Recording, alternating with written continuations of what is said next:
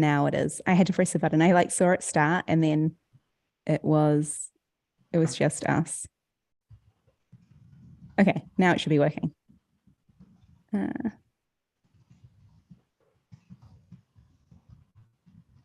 it is. I had to press the button. I like saw it start and then. Oh, Nick.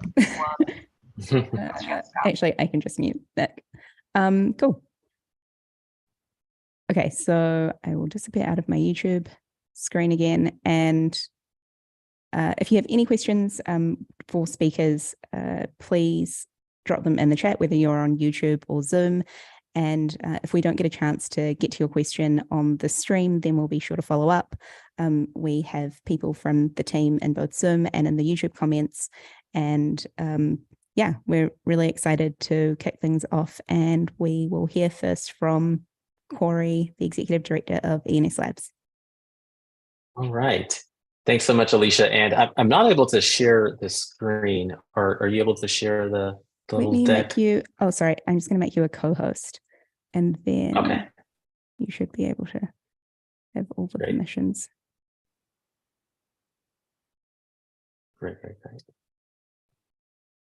Now I just have to. Did that help? Let's see. I think so.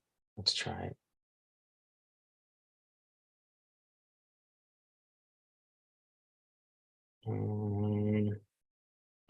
All right. Can everyone see this? Yes. All right. Well, thank you everyone for joining us here for our Q1 update. As Alicia said, there's a lot that's been happening this last quarter. And we just want to give you a few updates on what's been happening here in ENS world and in ENS Labs. So a quick team update and then a few items on external affairs, and then we'll turn it over to people who you really want to hear from, Nfty and jefflau.eth. So our team, a small but mighty team at ENS Labs, we have our backend team led by Nfty, front-end team led by jefflau.eth, and our governance and ecosystem team led by Alicia. And we have a new member of the team, and that is Greg. So welcome, Greg Skill, to ENS Labs. We're so happy to have you on board.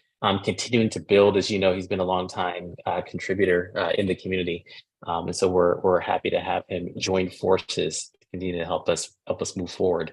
So welcome officially again, Greg.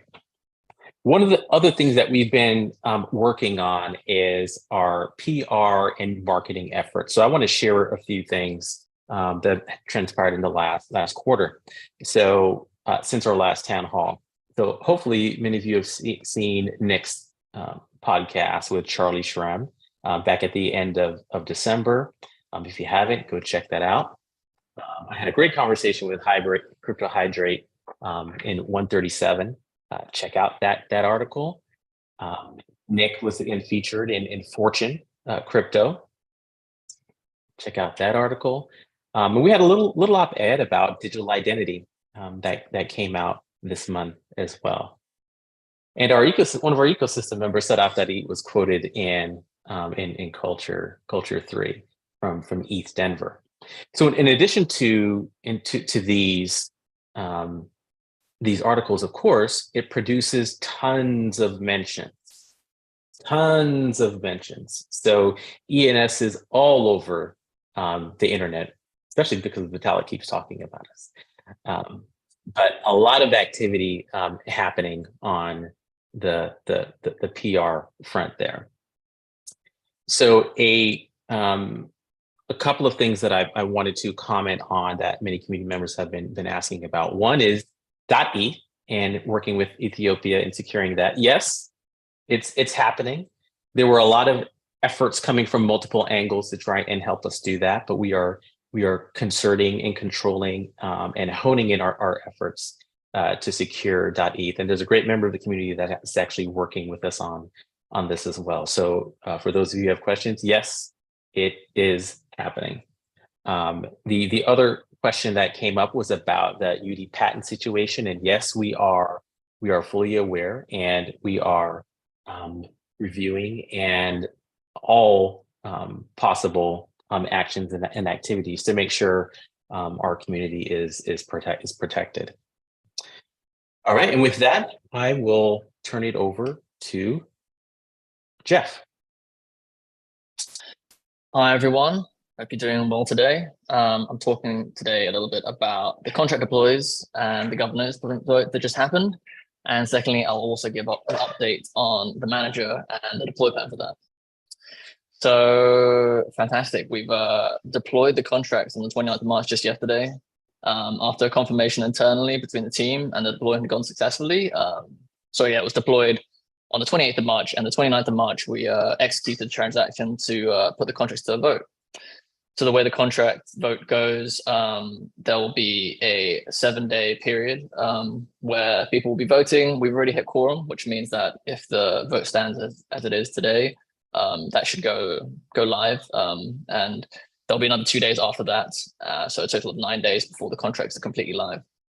I think some people also don't completely understand what we're voting on exactly. So I'll just give a bit of a breakdown of what that is. The vote is for 2 main things. So we've deployed four main contracts: the name wrapper, the .eth controller, the reverse registrar, and a new public resolver. And so the vote is mainly on the most important part of the vote is basically the name wrapper will be made a controller of the .eth registrar. And what this does is it activates the new .eth controller, which is already a controller on the name wrapper itself that we did pre-deploy.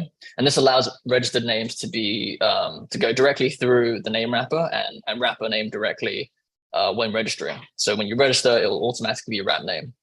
So this doesn't disable the old controller. The old controller will still be left there indefinitely. And we see no reason at the moment to deactivate it. But the new app that we'll be releasing, which I'll talk about a little bit later, will default to the new controller, allowing several UX improvements.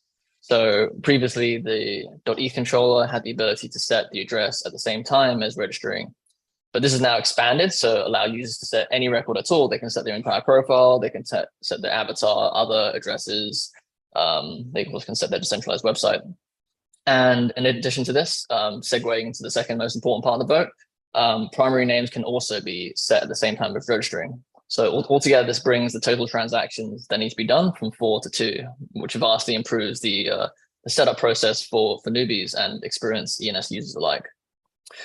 So the second part of the vote is to activate the new reverse registrar. There can only be one reverse registrar at a time, and so this will replace the old reverse registrar. The new reverse registrar allows primary names to be set at the registration time. And this obviously, like I said, it really improves the UX because it means you can register and set your primary name all in one transaction. Additionally, it also allows owners of contracts to retrospectively claim the reverse node of their contract. So this unlocks primary names for contracts that do not currently own their reverse nodes.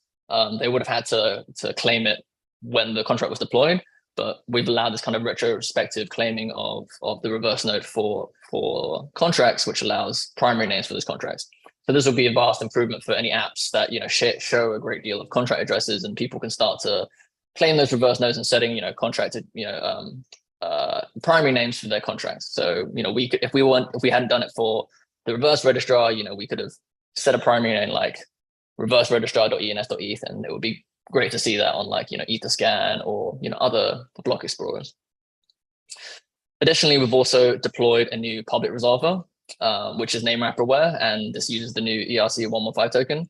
It's also compatible with the old unwrapped names, and so you can use it for both. And it's currently live already, and people are using it using the old app already. And last but definitely not least, I'm finally happy to show you to announce that the name wrapper has been deployed. So the name wrapper itself isn't going to a vote. There's no reason to go for a vote. It's completely opt-in. But with the new 2 contracts that are being activated, the controller and the reverse registrar, it connects the name wrapper with all these different contracts. So it's kind of an implicit vote for the name wrapper to be activated as well. So the name wrapper gets connected by the registration flow, and it means that all of the new registrations will flow directly through the name wrapper and be wrapped by default.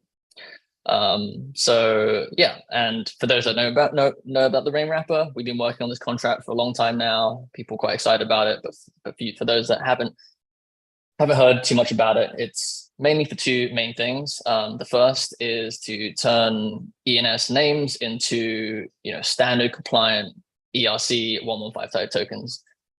This is a long time coming. ENS has been around since before the ERC 721 and ERC 115 standards. So this kind of brings us back up to standards compliance. And we really wanted to do this for all our ENS names. Currently, the only .eth names are standard compliant tokens.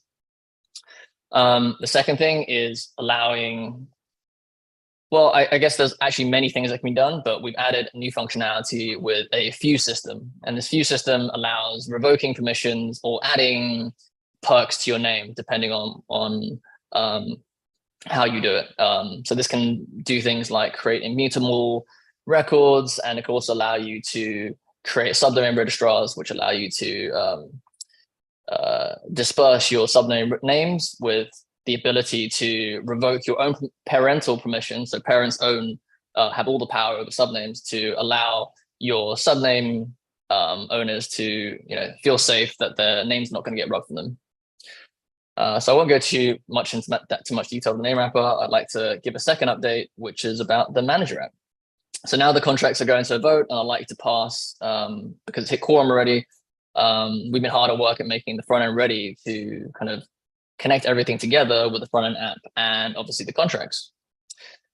So the first thing I'd like to talk about is the bug bash. We've completed the bug bash with over 9,000 submissions. We're very happy with the submissions and everyone that took part in that. We've distributed over around 10 ETH in prizes, so thank you for everyone involved. And it's really helped us to kind of really make everything really nice and clean for the release. The vote is set to end in about 8 days. And so we'd like to have another week or so to iron any bugs on mainnet. So our current plan is to go live in just over 2 weeks from today. We've been working very hard on this. Well, I think it's a fantastic app, and it's got very many UX and design improvements. Dom will be sharing with you a little bit later what those improvements are. If you haven't seen the app already, it's already live on alpha.ens.domains. It's just on Khori, so you can play around it with there, and we're very happy to receive any feedback on it via the feedback button on the app. And that's all for my update. I'd like to pass on to Nick for backend updates. Oh, just before we go to Nick, I wonder if we could just answer a few questions. Sure.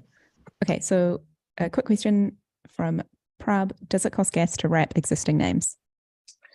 Yes, it does cost gas. So wrapping is an on-chain transaction. You have to call wrap on the name wrapper. So yes, you will have to wrap existing names on-chain. An addendum to that, we managed to get the efficiency of the new registrar controller contracts up so that registering a new wrapped name should take no more gas than registering an unwrapped name used to in the past.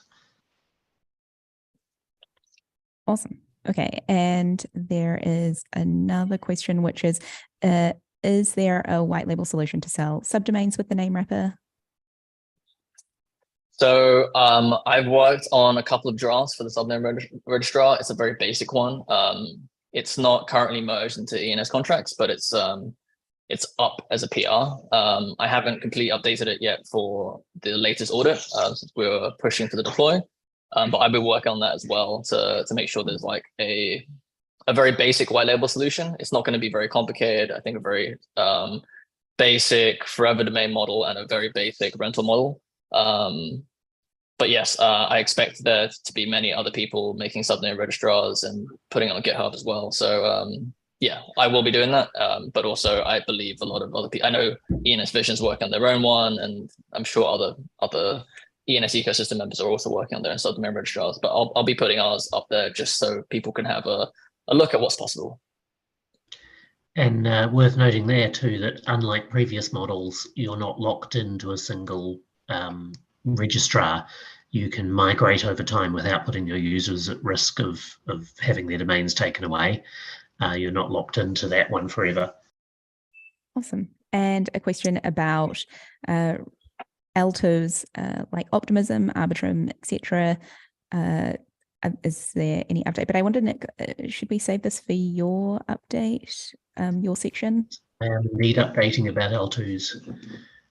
Wonderful. Okay, cool. So if there is nothing else, those were the Q&As that came through. So we can move on to Nick, Head of Engineering. Yeah. So I guess before I start with my updates, I just wanted to emphasize the amazing work Jeff and the front-end team have been doing. Jeff, in addition to leading the front-end team, is the author of many of these contract updates that are being pushed out at the moment. And although the name wrapper gets all the spotlight, some of these contract improvements we're pushing out are pretty outstanding all on their own. Being able to register everything in a single transaction instead of multiple, being able to set reverse records for contracts more easily and so forth are all big improvements. If you could move to the next slide, I'll start with my update. So first of all, one of our other major efforts that is reaching its fruition is gasless DNS-sec support. So as a bit of a backgrounder there, we have supported importing DNS names into ENS for a very long time. We are currently working on a solution that's enabled by CCIP read, which we originally developed for L2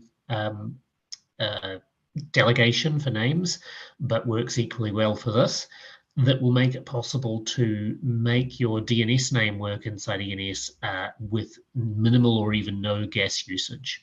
So the way this works is that you set a text record on your name specifying how you want it to resolve.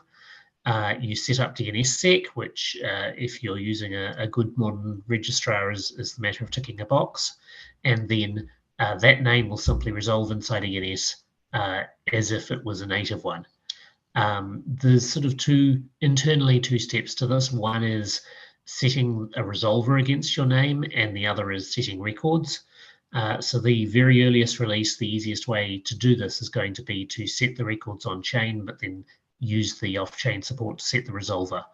And this will save you anywhere from 100,000 to a couple of million gas in claiming fees, and transaction to claim your name.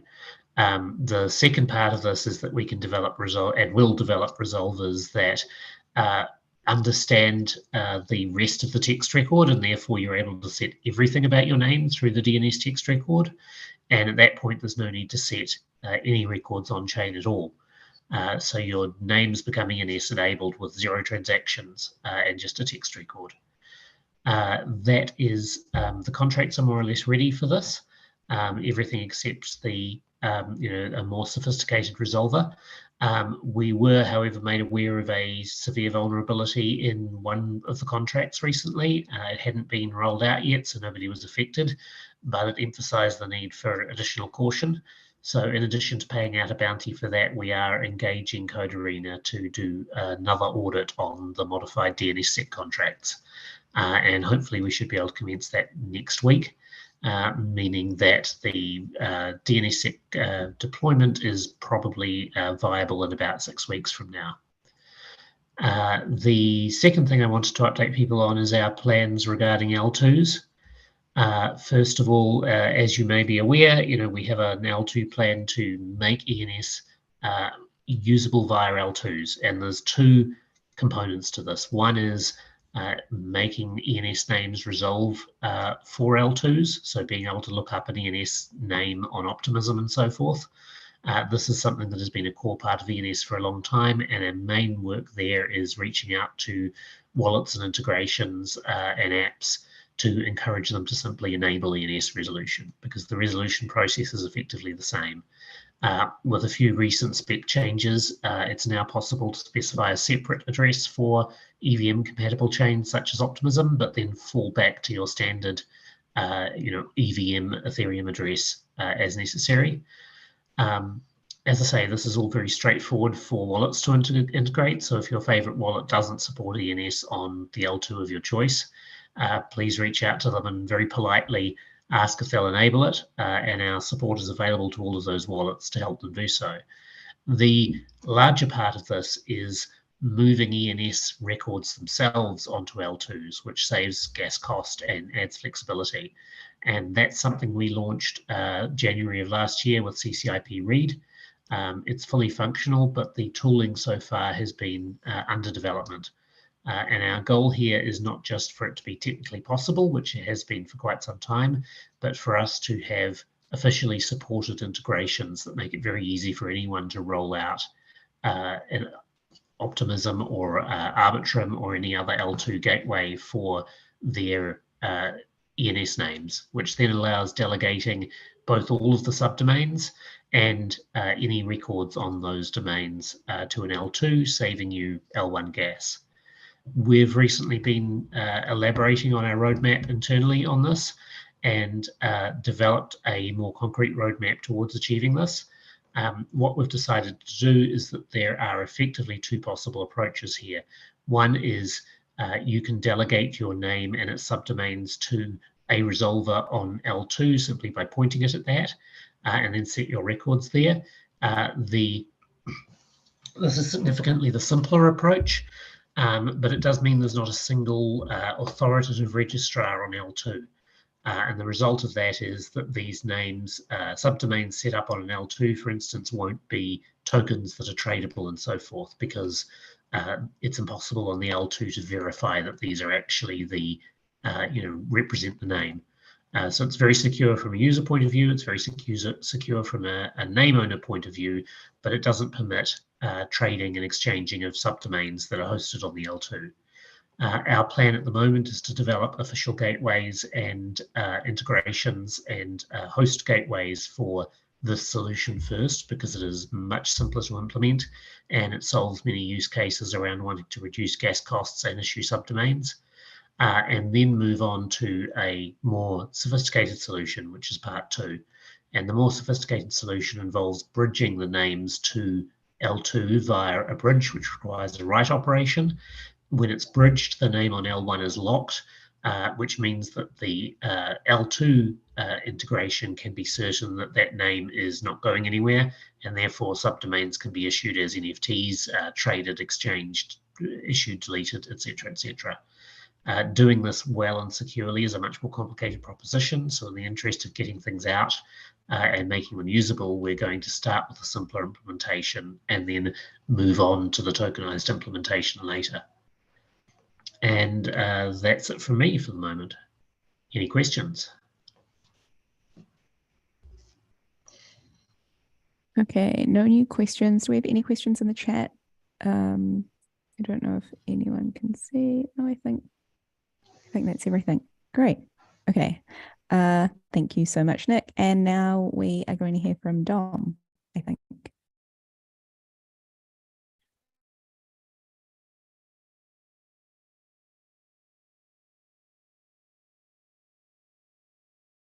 Hello. All right. Can everyone see my screen? Yes. Cool. Spotlight you. So hello, everyone. I'm domiko.eth. I'm the product designer here at ENS Labs, and I've been primarily focused on V3. So I'm going to give a bit of a deeper dive on that than Jeff did. There we go. All right. So a quick recap of V3. I'm sure a lot of people here have come across it, maybe even participated in the bug bash, probably seen it and roughly know what it is. But I just wanted to go quickly through like what to expect from it. So first and foremost is it's a complete redesign. So it looks very little like V2, and there's some significant changes and improvements, and there's some very good reasons why it doesn't look a lot like V2. A big thing that we started from was that it's mobile first. It's mobile in mind. So you're going to have a much more consistent experience across various devices. It's much more responsive than the previous one. And it should work as a progressive web app on iPhone and Android. It's also designed with Thorin, which is a new public design system for ENS, which you can see and use at thorin.ens.domains. This obviously is beneficial for a bunch of reasons, but it will make the whole experience a lot more consistent, and it means that community products can also adopt Thorin to help improve and keep that consistency. And then there's an improved UX. I think this is probably the biggest part of the redesign. the new UX is heavily focused on new users in a lot of ways. Like Jeff explained, that the new contracts can simplify registration. It's a really fantastic example of a UX implication. So the registration should hopefully be a lot easier, but managing your names should be a lot easier. There's a bunch of new features, which I'll get into as well. On top of the redesign, it's also rebuilt from scratch. So it's not just the front of it, not just the base of it, it's also the code. So there's some pretty significant performance improvements here. There's less network calls, there's smaller bundle sizes, much faster load times. It's also building on a newer tech stack using ENS.js and Thorin, which, as I described with Thorin, helps us for the future. And we now have a much more responsive site. So data changes will be available a lot quicker than they previously were. And it also has a bunch of new features. So everything that Jeff discussed in the name wrapper doesn't have a UI in V2. So we're adding all of the functionality for name wrapper into V3. So we'll have all of the permissions and fuses that Jeff discussed. It will also have names registered on V3 will be wrapped by default. There's also a bunch of new features that come with that. It has new profile viewing and editing functionality with a simpler avatar uploader, a lot of sort of, I would say like avatars obviously aren't a new feature, but the avatar uploader is, which is a significant UX improvement. And then we have other UX improvements like the registration flow we discussed. There is a lot of new features in here though. So like this is not all of it. I'd have a dig around on it. And as well, I think it's really important to think of the V3 app as a foundation for the future. This isn't a one and done for us. There is a lot of new stuff to come after the release of V3. So with all these code and UX and design improvements, we have a much more solid code and UX base that we really intend to iterate on. And we already have a fairly large backlog and roadmap of features that we want to build in. A great example is the gasless DNS sec registration won't be in V3 at release, obviously, because the contracts aren't ready, but we know that that's going to be in there. And, I've already started thinking about the UX implications of that. There's lots of little tweaks that we want to do over time. There's a lot of things we're already addressing as we go. But more importantly, I think like this is going to give us a much more consistent and frequent release cadence. We're still trying to work out in the team like what that release cadence will be. I think there's discussion of hopefully like having some kind of community update monthly, but it has been quite a while since we did a release, and we're now doing a very big release. I think we on the front end team have acknowledged that we'd rather do sort of smaller, more frequent releases going forward. And so how far along are we with all of that? It's pretty ambitious. Well, it's on Girly. It's pretty much done. You can go to Girl, you can play with it. It's completed on the testnet, pretty much ready to go. So we ran a public bug bash from the 3rd to the 9th, which is 2-3 weeks ago now. About 9,500 submissions. There was obviously a lot of duplicates in there. There was a lot of really great stuff. There was also just a ton of positive feedback in those responses, which is always nice to see. So we had a 10 ETH prize pool for that. So seven bugs were rewarded 1 Ethereum each, and then 8 UX suggestions were rewarded with 0.35 Ethereum each. Of the significant and actual bugs that we found, most of them are already fixed and will be in there for the mainnet release, and the ones that aren't are already in progress.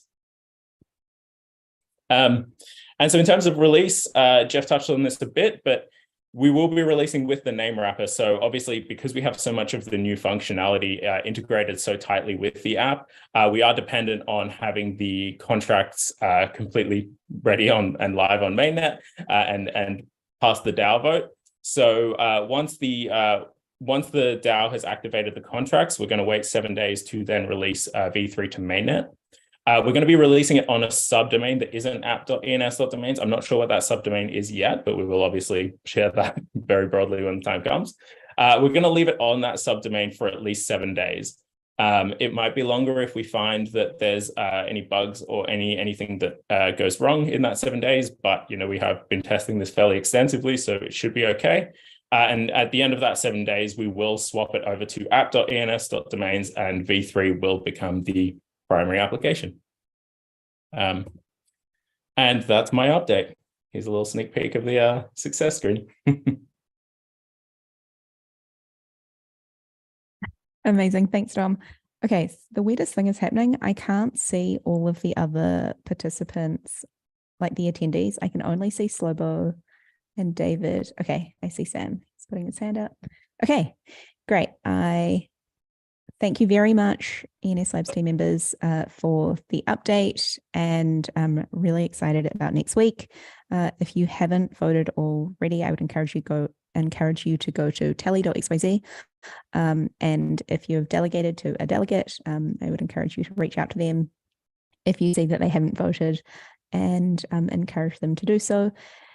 Okay, I'm just going to do a quick swap over and get Sam up. Hey, Sam. Hello.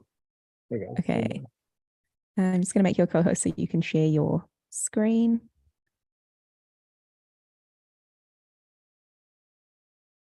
Okay, so Sam is joining us to share an update about sign-in with Ethereum, which the SpruceID team manage and are responsible for. And so we're really excited to hear about the very exciting and productive quarter that you have had with sign-in with Ethereum.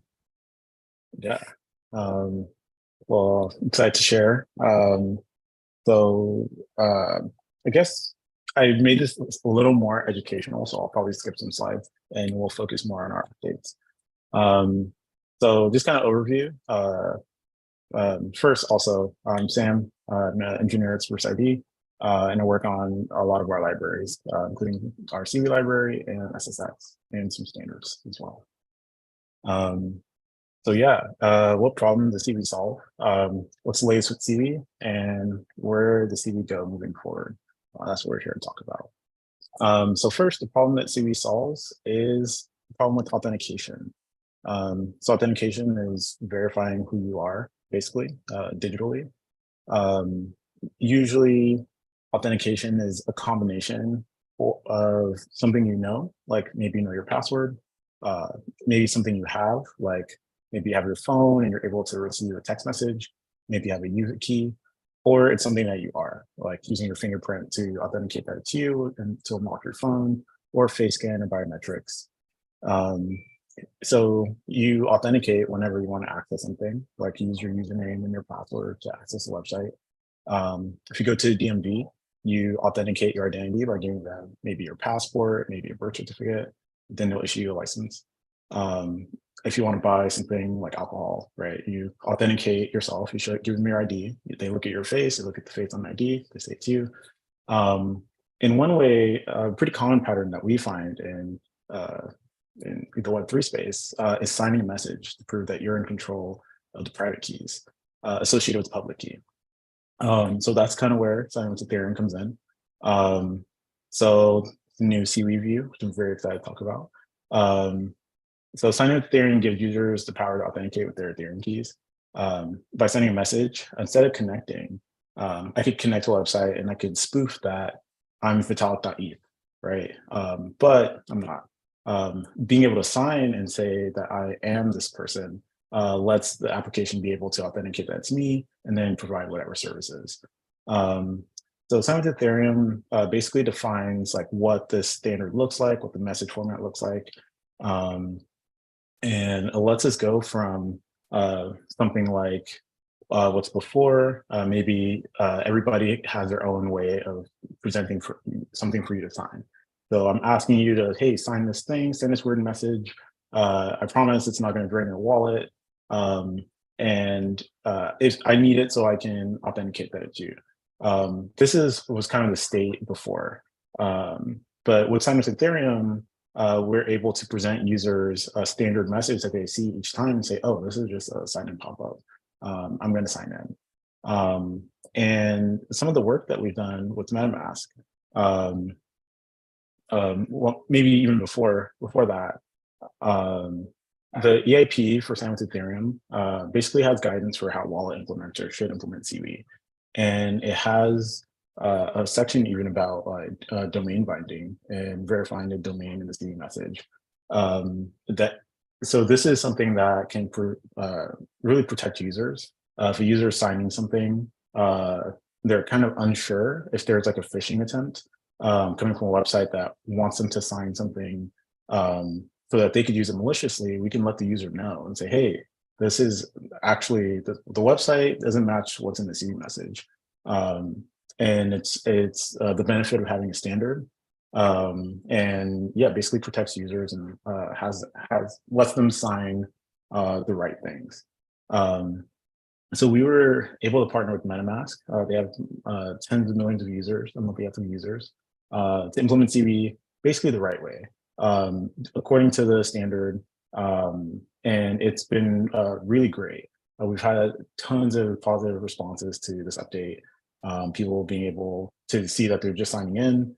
There's no like, they could see the message, they could see all the contents of the CV message.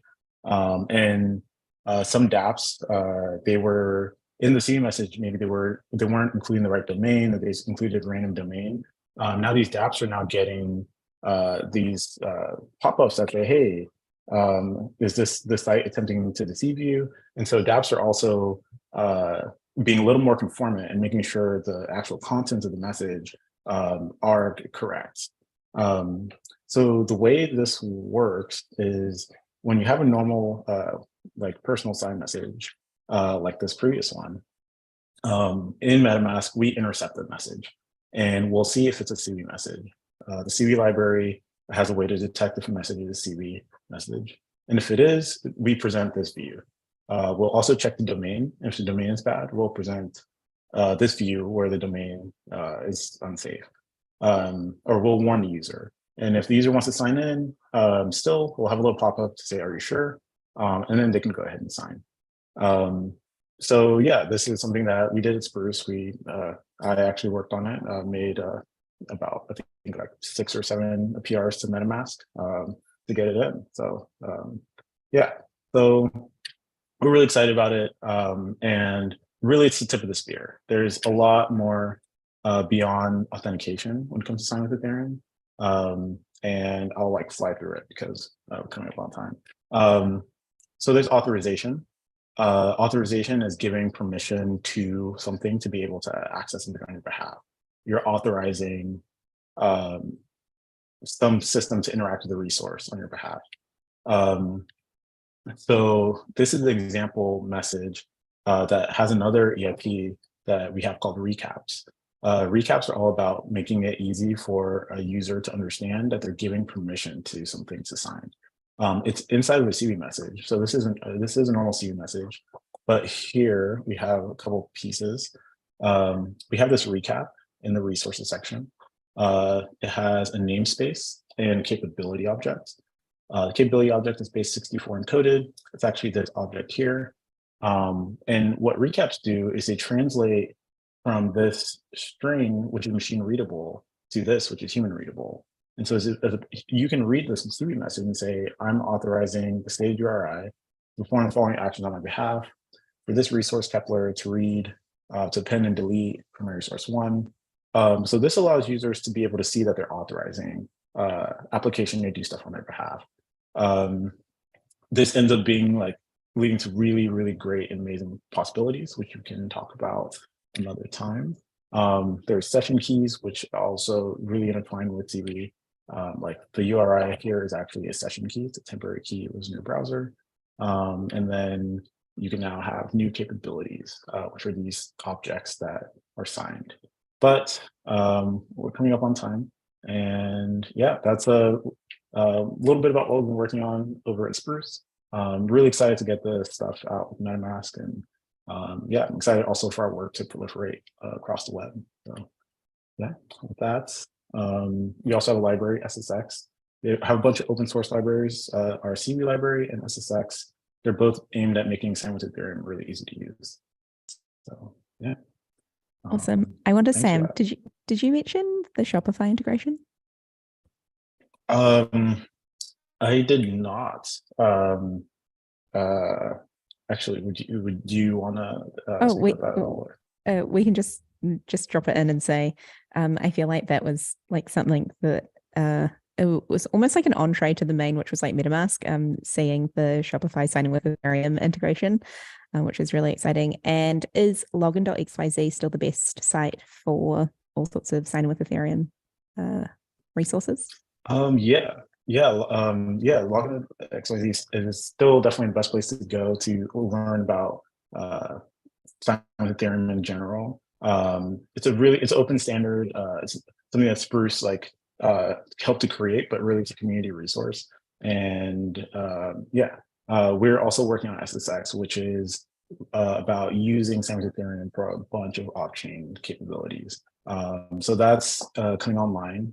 It's very exciting. I'm super excited about it. So with Spruce, we're actively moving forward on this stuff. So yeah. Cool. And we had a request for your Twitter handle. Can you share your Twitter handle with us? Oh, sure. It's SK Baffa, but I will post it in the chat. Okay. Amazing. Or Baffa.eth. Cool. Awesome. Thanks, Greg. Cool. Thanks so much, Sam. I really appreciate it. And okay, I'm clearly doing too much with Zoom. So sorry, Labs team, I can't drop you as panelists, but I'm just going to keep adding people. So next up, and feel free to leave the call and then rejoin.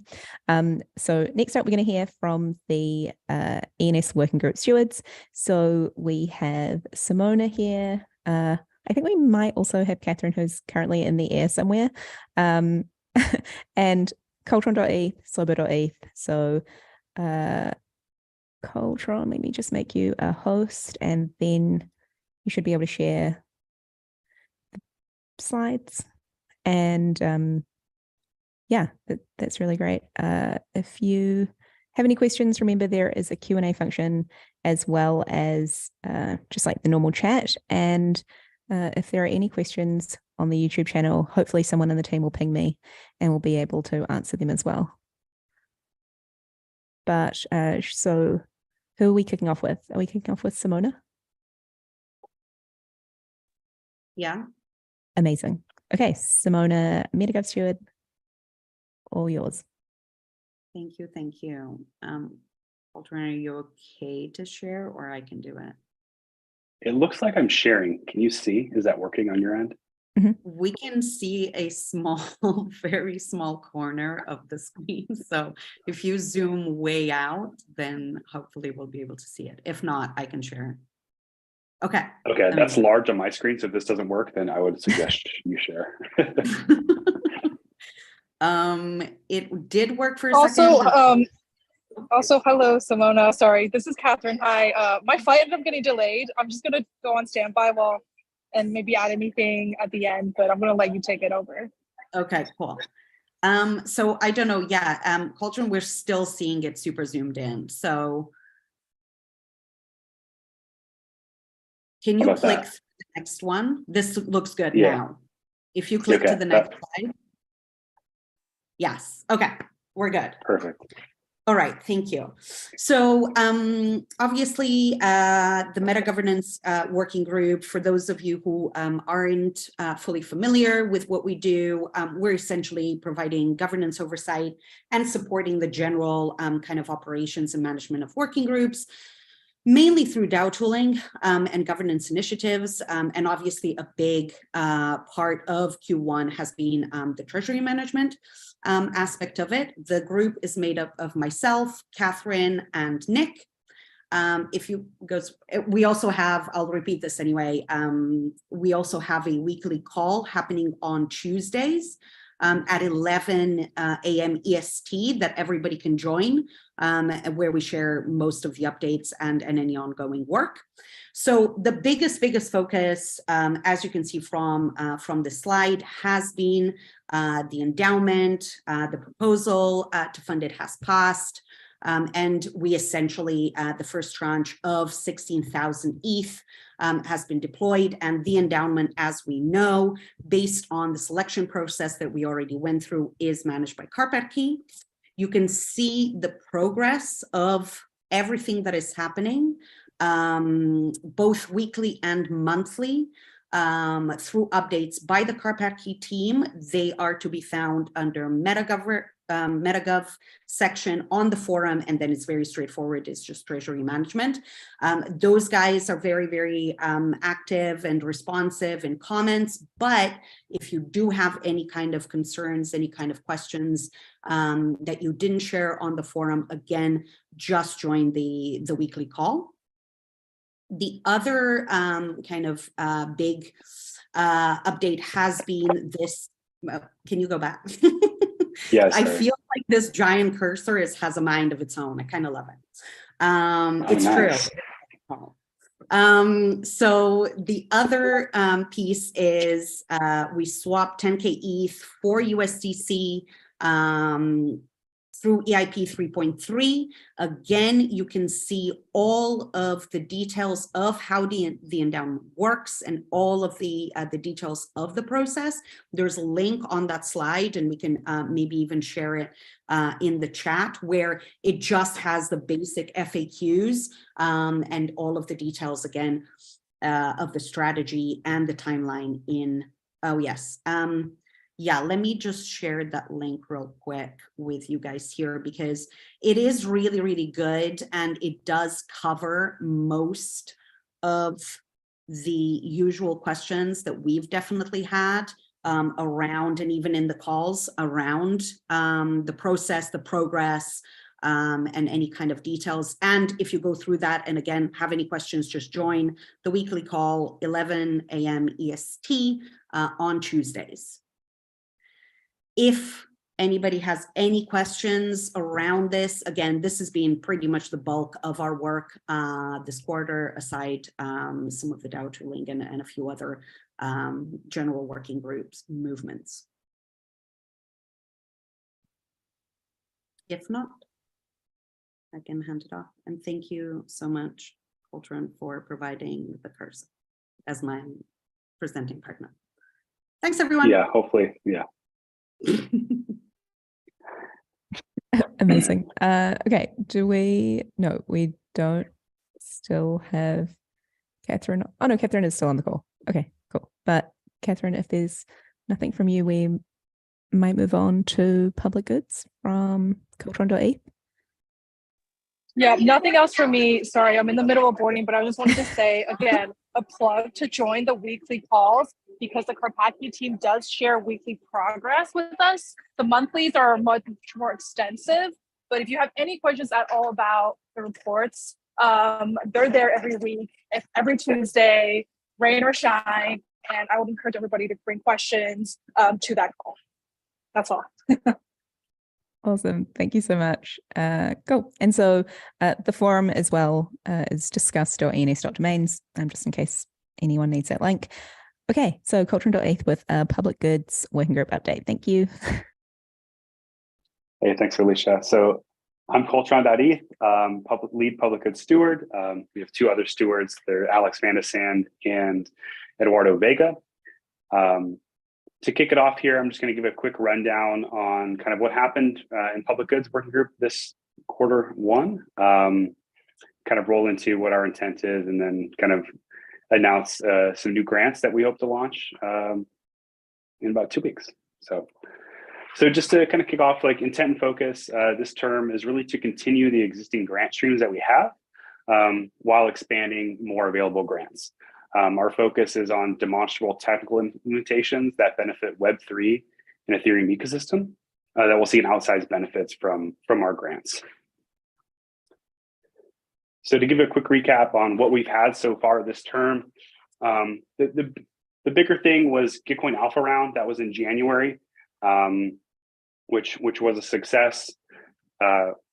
This was dedicated, the money for this was dedicated last term, but we gave 50K USDC to two matching pools, the open source software matching pool and the Ethereum infrastructure round. This was distributed to approximately 100 grantees, 88 in the open source software and 22 in the infrastructure round. We are going to fund the Ethereum infrastructure round only coming up here in around 2 weeks. I think they're kicking off another round in April. So that's something to look forward to. This is something we're going to continue. Historically, Gitcoin has been a pretty heavy focus for the public goods working group. The other thing, which I think most people are familiar with, is the ENS Small Grants platform. We run small grants monthly, which gives 1 ETH to 5 recipients every month. In Q1, we had 75 submissions and around 10 unique winning projects. We're seeing quite a bit of repeat winners, around 40% this quarter alone. There's some good stats there, and I hope to do a forum post on this as we kind of roll into our new grants. One quick stat that I really like, and I'm actually kind of proud of, I think 89% is a really great number of all-time submissions have had their primary name set. It makes it really simple for me, and I also just love to see people using their primary names on that. But we have seen a lot of repeat winners. So kind of on that note, looking forward is this term, we do want to expand our available grant streams. And that is going to be our growth grants and our large grants. So those 2 grant streams, the growth grants, which is going to be smaller, is 5 10K USDC awards. We're going to launch that April 14th. Submissions are going to be due May 15th. So it's going to run for approximately a month, and we're going to have the stewards from the public goods working groups review those and then award those grants. The second new grant stream is going to be the large grants. This is going to be a little different. It's going to be a rolling submission period. We're going to have multiple 50K grants available for a total of 200K. And that's going to go live on May 4th, which is an important date for ENS, being the launch of ENS on Ethereum. So we're going to launch that in May. This is really big news, at least for the public goods working group, because this is approximately 2 times the available grants. And it's going to go live April and May. The benefits of this, I think, and especially looking at the small grants, it's going to graduate some of those small grants winners and make kind of more room kind of at that lower tier of the small grants. We've had quite a bit of repeat winners. So hopefully those repeat winners can kind of move on and make room for the other projects that maybe haven't got the attention, and kind of funnel them to larger and available grants. This also increases the project's reach, and that's kind of one of the goals. We're hoping that larger funding opportunities draw in more projects from different places from across, the Ethereum ecosystem, and it also grows our impact sustainably. And I think it adds some diversity. I think public goods historically is focused on Gitcoin, and we're looking to kind of just diversify that. We're talking with other groups out there. We're looking at other funding models, and is kind of taking their lessons learned and also seeing like where can these grants have the most impact. And I'm really excited about it. That's really the big news that we're looking forward to coming up in Q2. If public goods is something that interests you and you want to jump on our calls, get involved, we would love that. They happen every Thursday at 1 p.m. EST, and there is an agenda posted weekly on our governance forum at ENS, or discuss.ens.domains. And feel free to if you raise your hand, have Q&A. I would love that. But that's all I got, Alicia. Amazing. Thank you. And let me just quickly check the chat. Nothing in the Q&A. No, just lots of fire emojis and lots of emojis all around. So thank you so much. That's really exciting news. And yeah, it'll be really great to see kind of the public goods working group progress and evolve with those grant recipients, from small grants to growth grants, and eventually, hopefully, some large grants as well.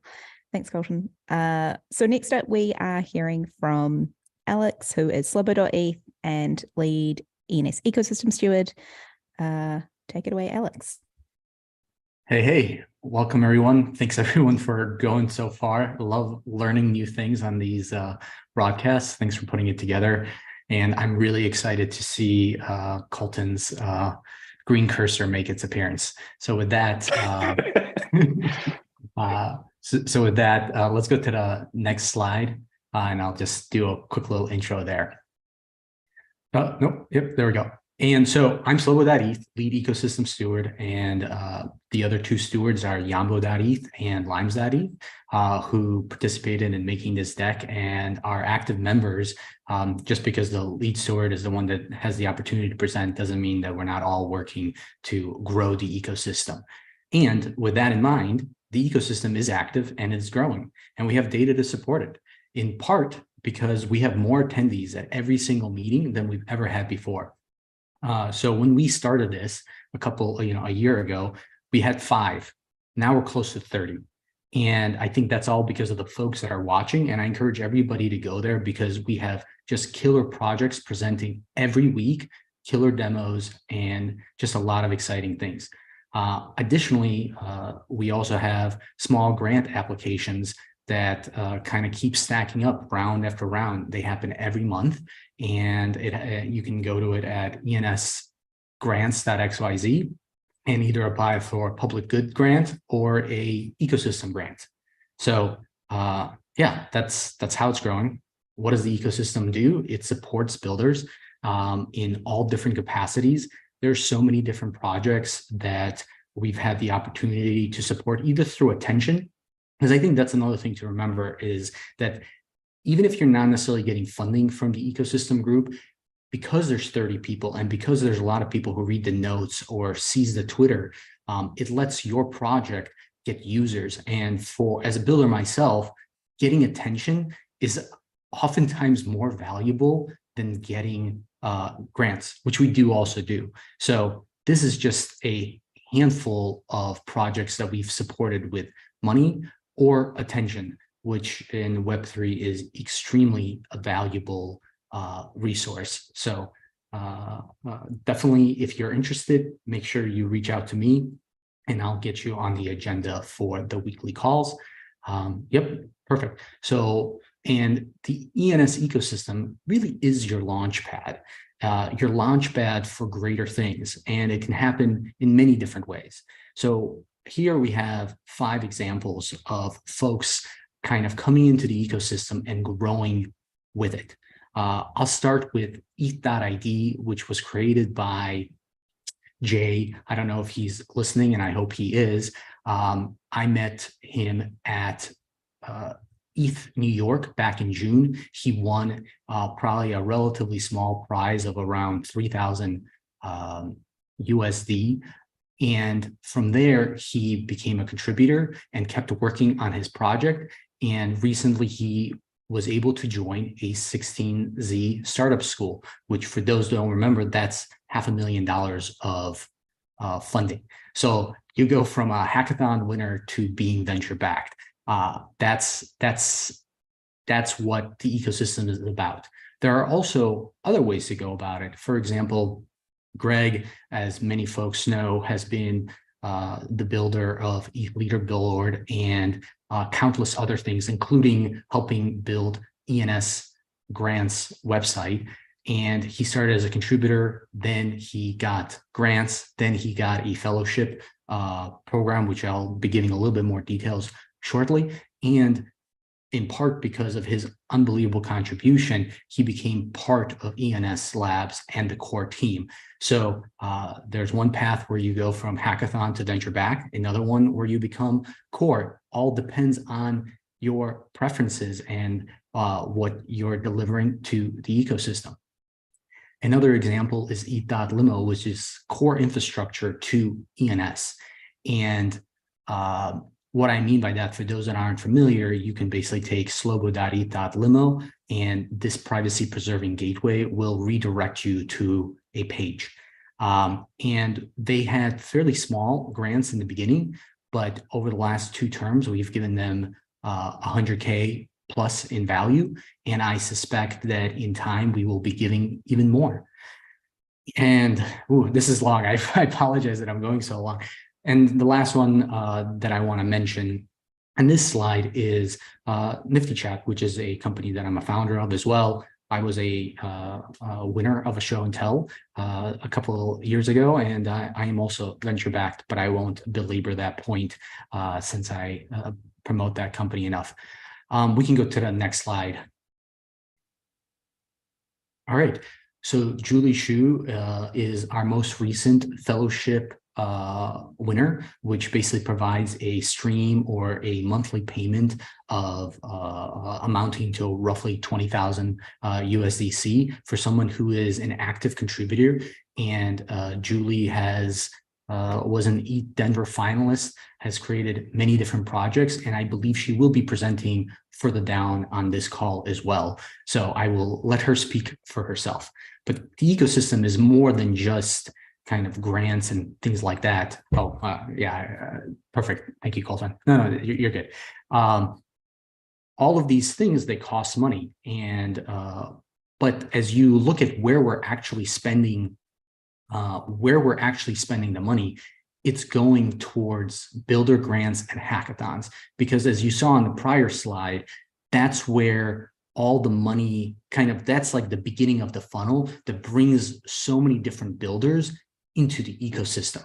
The next biggest category of spend that we had was the big bug bounty, because having good and secure contracts is important. And we, as the ecosystem and the ENS Labs team, pay out a material amount of money to folks. So anyone who's listening who is a white hat hacker, please scour all the contracts. And if you find something, please report it. There is money to be had there.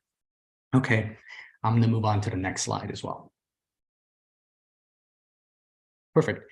And the ecosystem also has the honor to create IRL events. These pictures are from ETH Denver, where Limes was able to organize a fantastic event and bring folks together. There were multiple events, also one hosted by ENS Labs at a brewery, where people get to connect and meet each other and really form those relationships that let you operate even better in a virtual environment. And with that in mind, NFT NYC is coming up. We have a fairly small presence there, but since there's going to be so many crypto people there, we thought it would be a good opportunity to host an event there at Helen's. So if you are in the New York region, please stay tuned. We will be providing more information on that particular event coming soon. I don't even remember if there's another slide or not. There is not. Okay. Thank you, everybody, for listening, participating, and caring about the Ethereum name service. It's always been our pleasure to support the builders and support the people who care about naming all the things. And thank you. Amazing. Thank you, Alex. Okay, I am looking at the time. We have 5 ecosystem projects to run through now. And so hopefully we will get everyone in. And I'm very excited to welcome to the stage Julie, who did an incredible job in Denver, being one of the 15 finalists across the board for ETH Denver, which I can't even imagine how large that hackathon was. And then going on to win the DAO session. I think that's right, Julie? Okay, cool.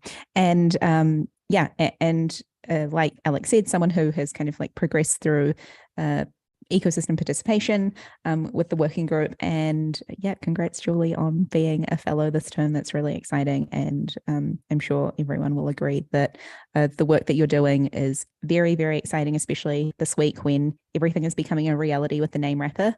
Really excited to hear what you're doing with Member 3. And yeah. Oh, wait, I have to make you a co-host so you can share your slides, and then you're unmuted. Perfect. Hi, I got a bit nervous since I didn't. So I was announcing that news. But yeah, hi everyone, I'm Julie. Thanks for, I just want to say, first of all, thanks for everyone's help down the journey. I just can't imagine, I've been just, I think in last November, Colton introduced me to the core ENS team, and it feels like yesterday. Yeah, I can't imagine, like, time passed so fast, and I have built different projects ever since then. Yeah, so I'm gonna go through all the projects I have built. So the first one, it's a considerably more standalone project and a small project. It's called ENS Doc. And what it does is very simple. It's simple doc sharing, by just typing in names. You can access it at docs3.me. And what it does is that basically, first things, you upload a file, that file will be saved in IPFS. And the second thing you're gonna do is super simple. You just type in whatever names or addresses you want to share that files to. So here, if you look at the screen, it's I want to share everyone that is a subname of org3.eth and alicia.eth. So, and I click upload, and then I got that link, right? So that's basically how simple it is. You can share that file to anyone that has access through whatever you type in step 2. So just a side note, I think right now it's still not 100% secure, but it's very simple. So if you want to do things for day-to-day sharing, I think this is a good tools to go. In the futures, I'm gonna implement like signing with Ethereum and all kind of stuff. So to increase the security, to reduce the chance of people impersonate others people.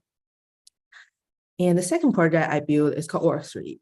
One-liner is like ENS supplement-based organization management tool.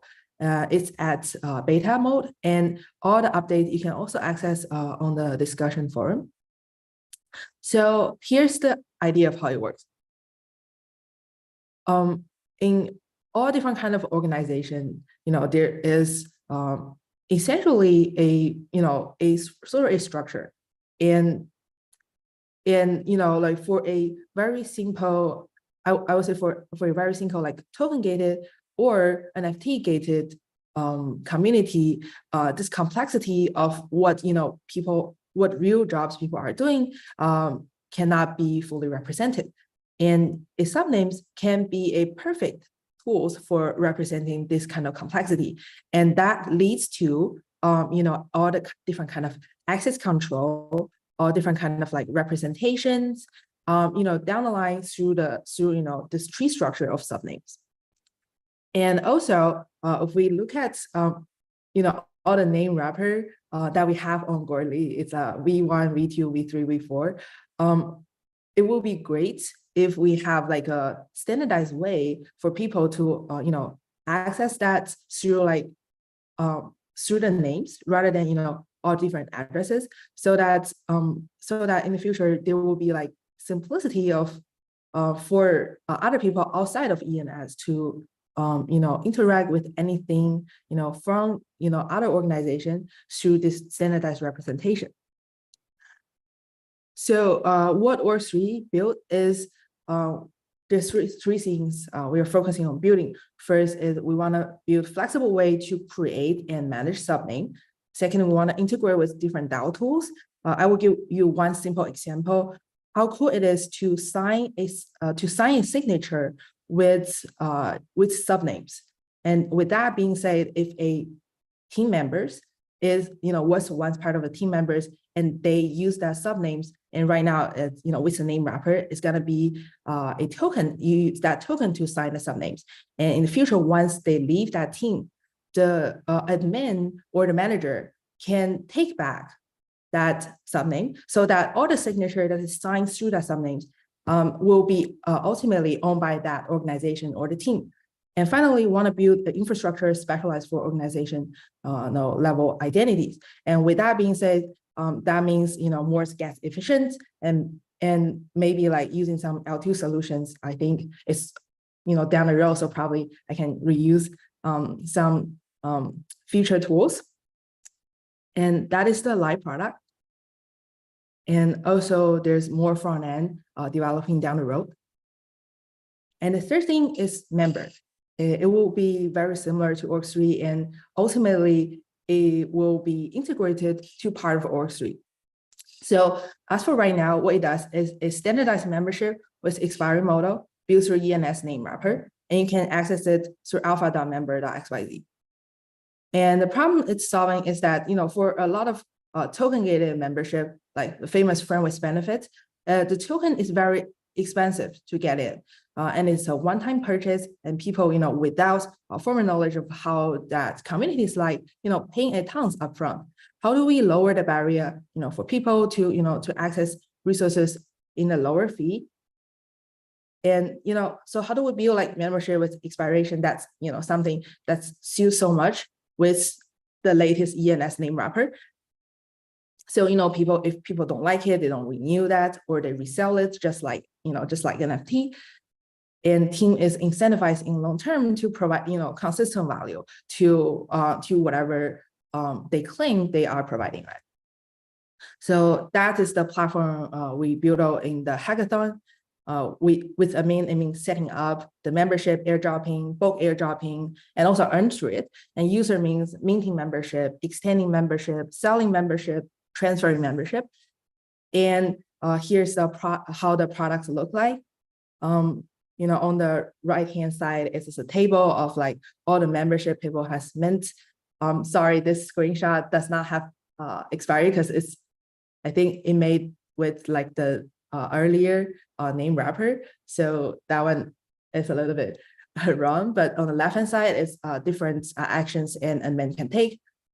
For example, for users, they can extend membership, so here, and for admin, they can do airdrop process. That's everything so far. Thanks for everyone. If you guys have any question, I can take it now if we have time. Thanks, y'all. Amazing. Thanks so much, Julie. And what is your Twitter handle? Can we drop that in the chat? And then also, I know Greg and Vincent, I think, are going back and forth, and Rasmus with YouTube as well. And so hopefully they will share your Twitter profile on YouTube as well. Thank you so much. It's so exciting. And it's amazing to see all of the progress you've done. And it really highlights just like how many potential, well, just like some of the really important use cases with subdomains or subnames, as we're calling them. So yeah, excited to see what the rest of the term holds for you.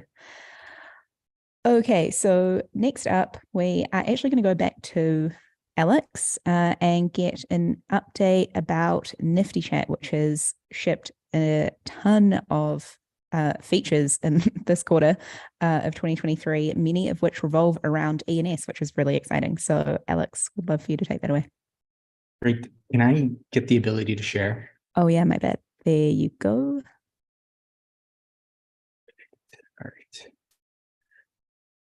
Hi, well, I'm Slobo. As a quick reminder, Nfty Chat is built on top of ENS, where your ENS name is your identity. It is a Web3 alternative to Discord, and I'm not used to Zoom sharing. You sign in using sign in with Ethereum, which we obviously love, and you log in. You have a experience that you're very comfortable with.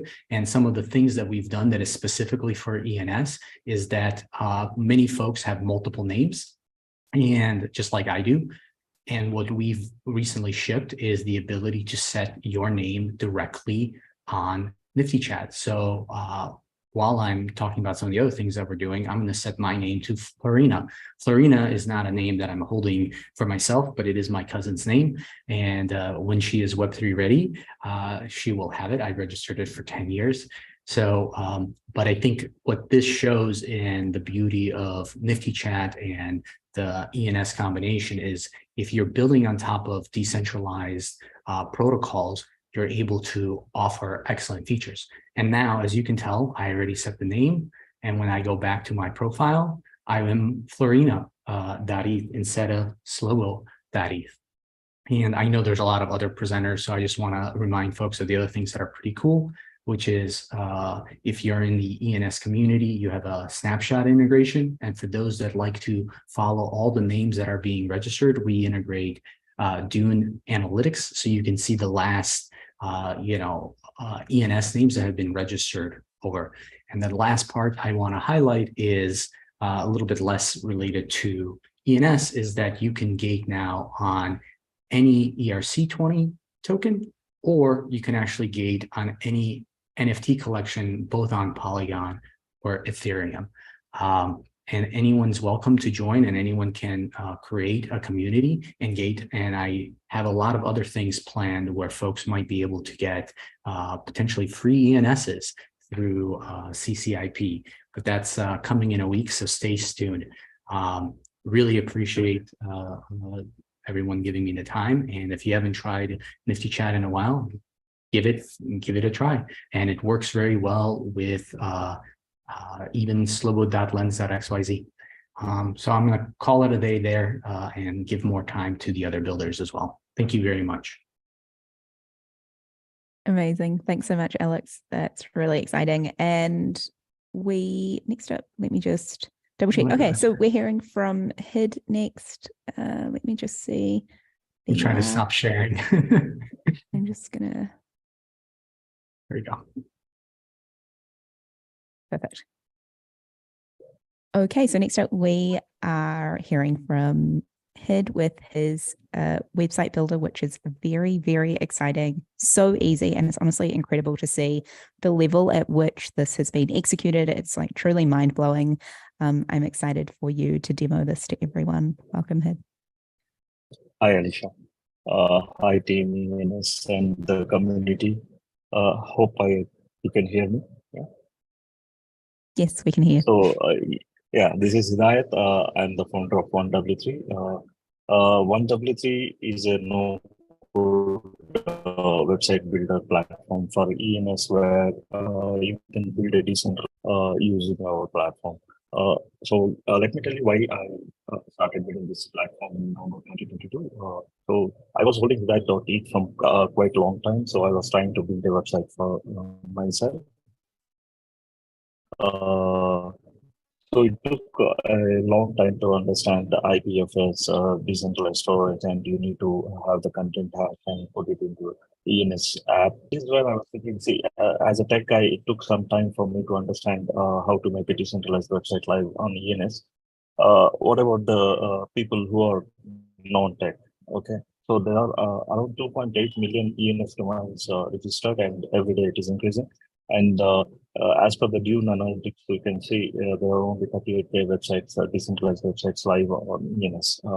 So that is where I started thinking we have to have a solution where non-tech guys can build a website and link it to ENS domain. Maybe it's a portfolio or a LinkedIn kind of a web page where they can have it on their Twitter handles and share it with their friends, which is decentralized and immutable website. So we started with providing a decentralized blogging website templates. Then we understood there should be more profile kind of a websites required where users can build a link tree kind of thing. So let me give you a demo how it works. So this is the plan where once you log in with your wallet, it will, if you have not, it will ask you to, I think it is not presenting. Let me reshare my screen once.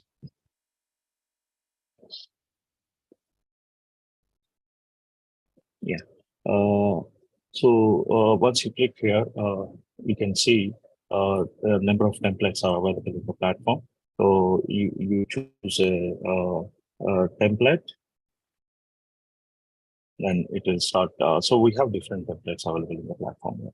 So we replicated Alicia's link tree, where if you select it, so Alicia's link tree is reloaded. So you can edit as you require. So you want to change the avatar, you choose the image which you want. So it will change the avatar.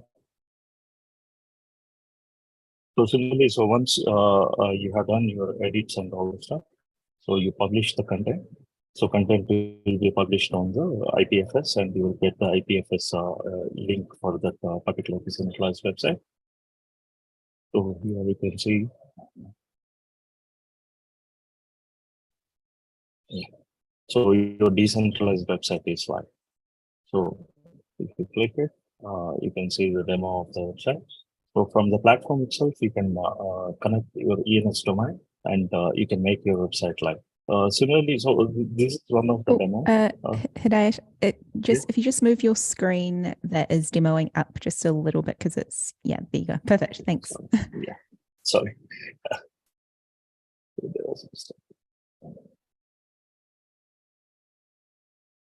Yeah. So here you can see the blogging templates where you can create blogs, decentralized blogs like Vitalik.eth using our platform. So this is like just drag and drop and add your content, edit your content. Then once you publish, you can add new pages to the platform. So additional to Nfty kind of a template, you can build portfolios, you can build blogging websites, and we are coming up with more templates. We are working on around more than 4,000 templates, which is available available with us, where we are porting it to Web3. So you can build any kind of website, okay? So you just have to drag and drop the blocks which is available in the platform. So once you drag and drop, your page will be ready in seconds. So you can interlink those pages. So if you come to the index page, here you can see the pages which you have created already and apply changes. It has been linked to the index page. So once it is ready, you can publish it to IPFS. So we are coming up with other storages like Arweave and ICP in the future. So now the content is getting published into IPFS. So once the content is published, you can link your ENS domain to the website, yeah, the decentralized website, which is really nice.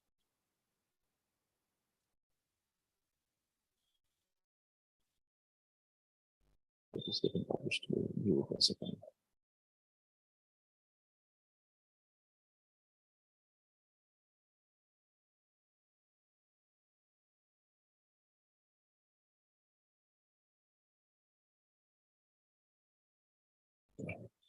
So here you can see, once the website is published, you can connect your ENS domain to the website. So once you click the connect, it will go and fetch all the ENS domains available in your wallet.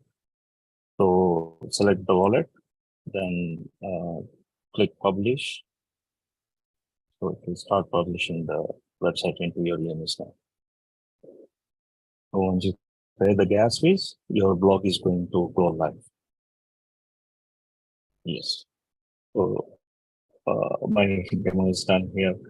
If you have any questions, please let me know. Wonderful. Thank you so much. And I mean, the website is really easy. It's w3.org, right? Yeah, on w3.io. Oh, .io, sorry. Yeah, .io.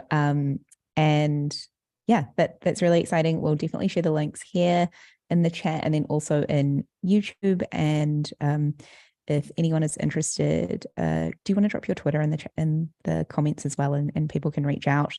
But yeah, I think the Linktree example is a really great one and something really obvious for a lot of people coming from Web 2.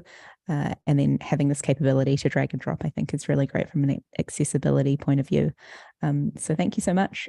Okay, so we are moving on to wijuwiju.eth from Interface, which is an app that I'm very, very excited about. I even minted an NFT about it, actually. And hey, how's it going? So let me make you a co-host. Good, thank you. Yeah. And then I'm just going to spotlight you. Perfect. So yeah, if you quickly want to introduce yourself and then share a little bit about Interface. So, thank you for inviting and having me. Can you hear me? And can you see the screen? Yes. I should say Interface. Yeah, awesome. Both counts. Yeah, thanks so much for inviting us. And also, I would like to use this opportunity to congratulate Craig and the team. I think it's an awesome match. So, looking forward to what you're going to build in the ENS Labs. So yeah, without further ado, so what we are building is basically how we see ourselves is something like a companion for you to travel the infinite garden of Ethereum. So we're trying to kind of make sense of what is happening on chain, decode all sort of different transactions, and make them all accessible and readable so that everyone can kind of easily, intuitively understand what is happening on chain and who's in front of them, why they're doing, and so on. So I'll just continue with actually providing some views. So here you can see like the core functionality of the application as of today. So what we do is that we kind of aggregate all the transactions, we decode them, we contextualize them. So we fetch all sort of different transactions. If you send somebody an attach a memo, and if it's a human readable, we detect it's a human readable, and then we kind of surface this actual message that was attached. So you don't have to go to Etherscan, hex, decode, and choose UTF. We just surface that.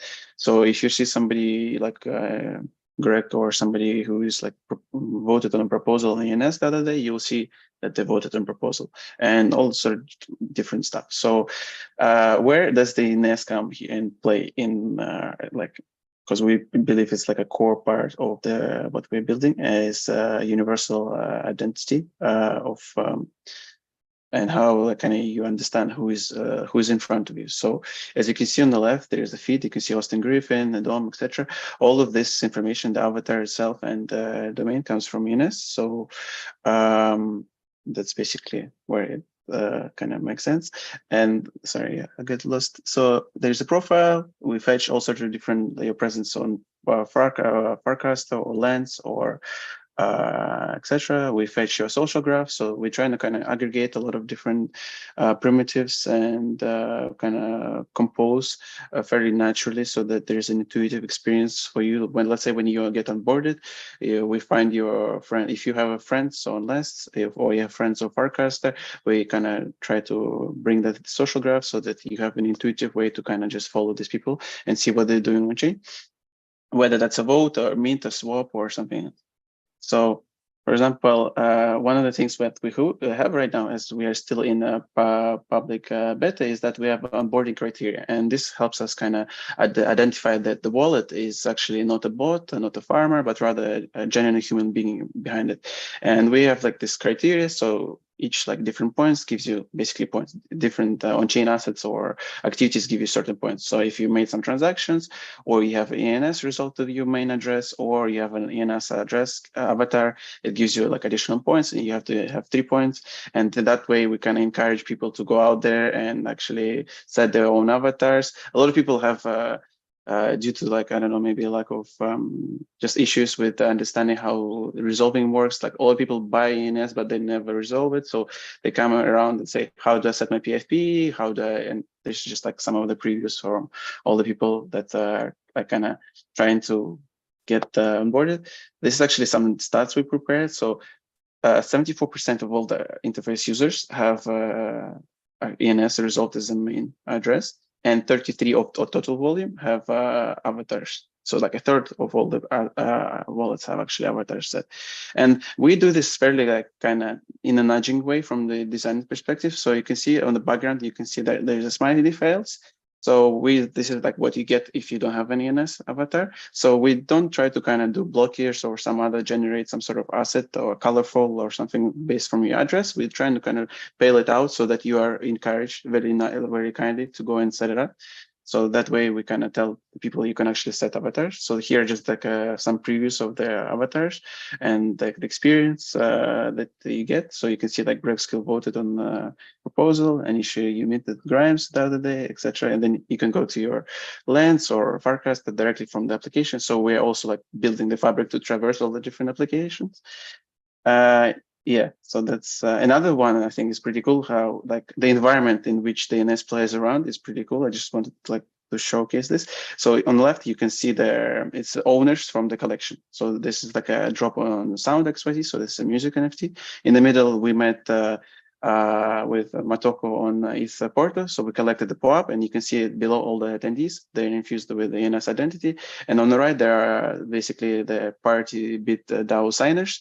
And they have set it in safe as like they utilize this ENS and themselves. So you kind of different environments where like it makes sense to infuse wallets with identities so that it's more like humane and we can all connect with each other after different in real life events or with artists that we are kind of tracking. And so wanted to use this opportunity to share something specifically that we're working to further integrate with ENS. So we we're right now like shipping this so that not only the avatar or your domain comes from ENS, but all your websites, all your socials, etc., all the stuff, description, so that all the basically metadata we then further kind of nudge people to go and set it on ENS.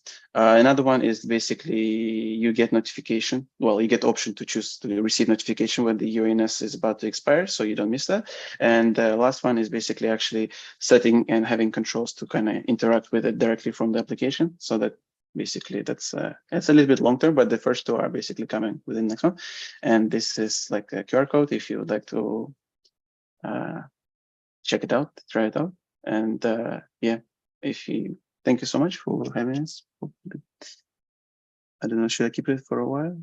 Or yeah, I think you should keep it for a while. Let's give everyone an opportunity to scan it. That was really great. Thank you so much, wijuwiju.eth.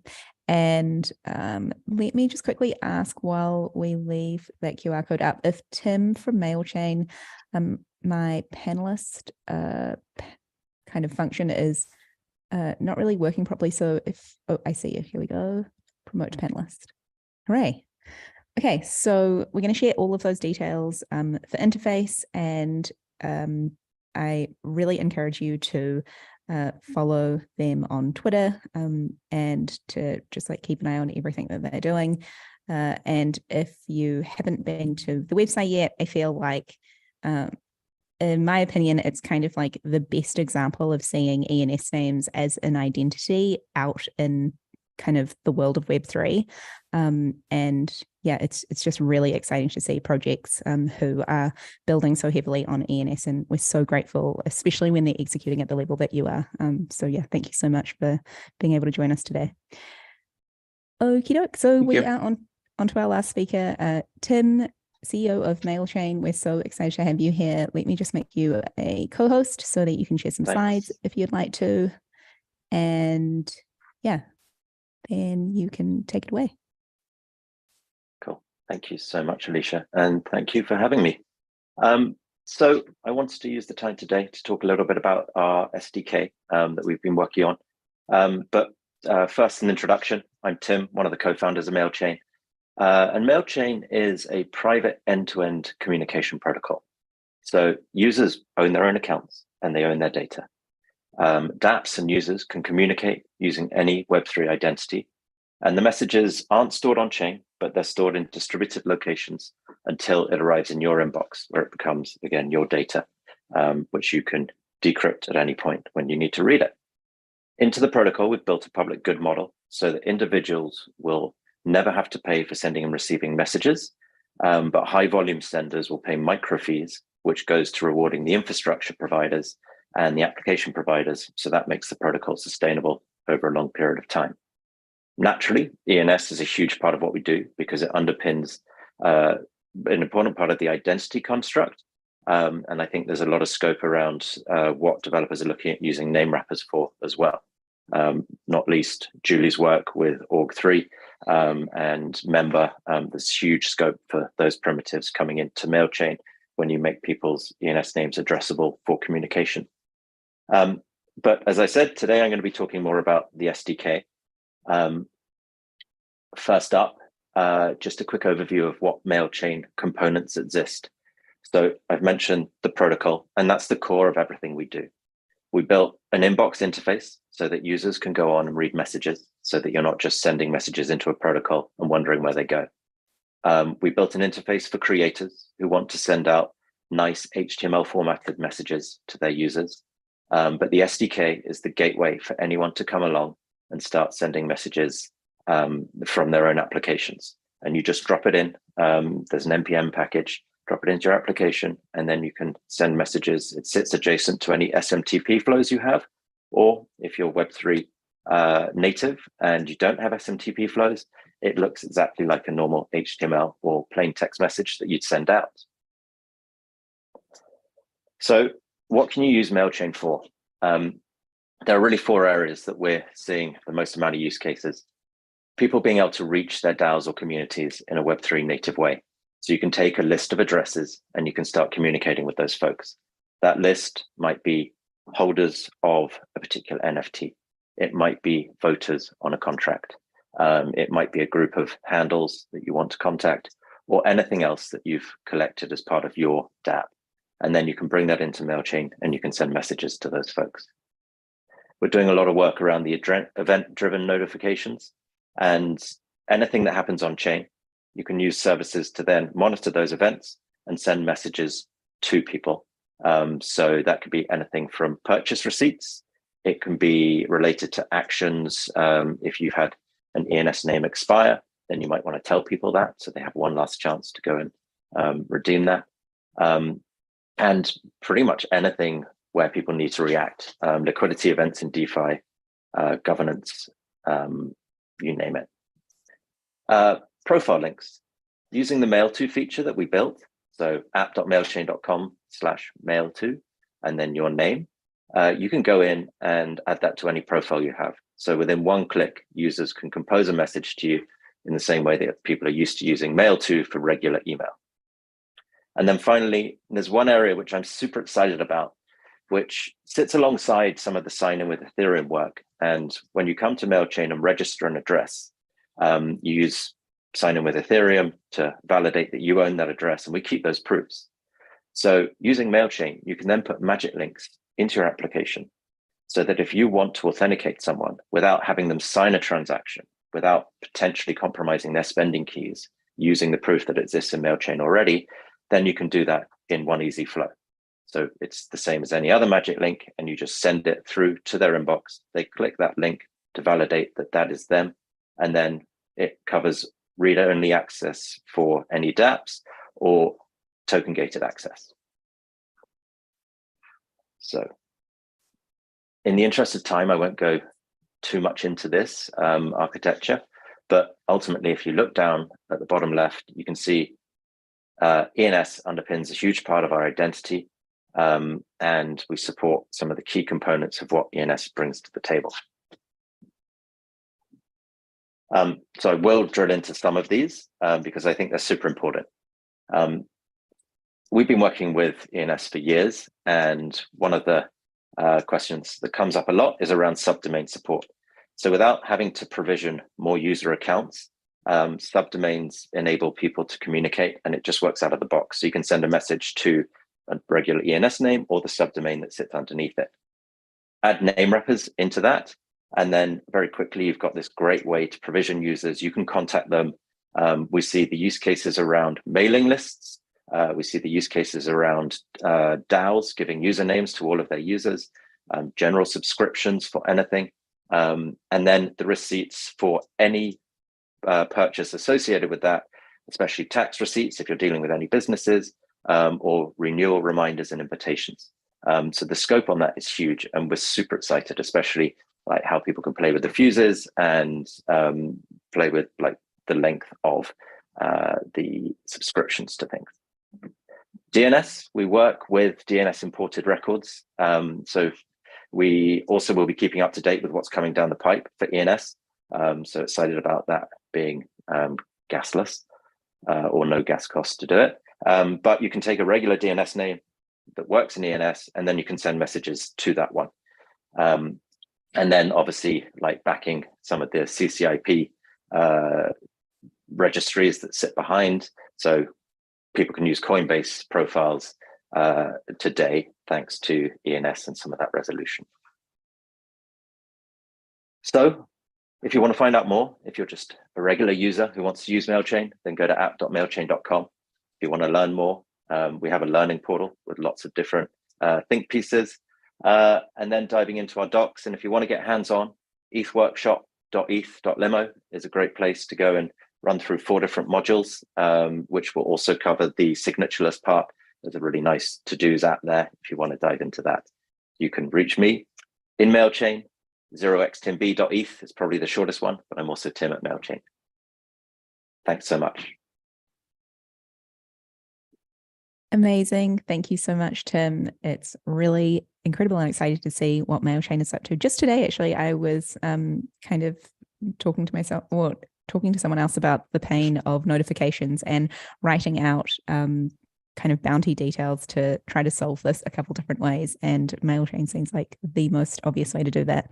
And so, yeah, and really great to see how excited you are about the upcoming features. I think that this, Nick, you have to back me up on this. Does this feel like potentially the most like update or feature heavy year that ENS might ever have, like between like the name wrapper, gasless DNSSEC, a new manager, potentially L2 stuff? I feel like it's a fairly safe bet, yeah. Yeah. So I'm really excited to have, projects like Mailchain, as excited as we are to keep building on top of the features that are being shipped in the ENS ecosystem. So thanks so much, Tim. Yeah, please keep them coming. It gives so much scope for the developers that we're working with as well. Yeah, that's awesome. Cool. Okay, so we are at the end of the town hall for today. Thank you, everyone. We did go 15 or so minutes over, but really appreciate you watching. Thanks so much to everyone who the presentations were wonderful. And if you are looking to catch a specific part of the town hall again, you can visit our YouTube channel, which is just youtube.com/ENS domains. This will be in the live section because we were streaming as well. If you have any questions, please DM the main Twitter account. ENS Domains is the handle. And our support team will get back to you, whether it's about the DAO or the protocol or anything else in between. There's also an ENS DAO account that you can follow for DAO updates. Don't forget to vote on EP 3.5 if you are a delegate. And that's everything from us. Thank you very much. Okay.